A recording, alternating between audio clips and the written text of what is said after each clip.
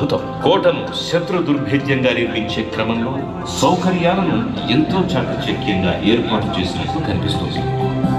కోట లోపలి భాగంలోనే 2 కొలలు ఉంటాయి. వాటిల్లో ఒకటి రాజకుటుంబీకుల కోసం నిర్మించినది, మరొకటి కోటలో ఉండే అనేక విభాగాల వారి స్నానాల కోసం ప్రత్యేకంగా ఏర్పాటు చేయబడింది. నిత్యం ఇందులో స్వచ్ఛమైన నీరుండేదట. కోట ప్రాంగణంలోనే అన్ని వస్తువులు అందుబాటులో ఉండేలా అంగటి ఉండే. బాధనైనా గాయమైనా తట్టుకునే శక్తి ఒక ఆడవాళ్ళకి ఉంది. అందుకే నేను దేశాన్ని అమ్మతోనే పోలుస్తాను.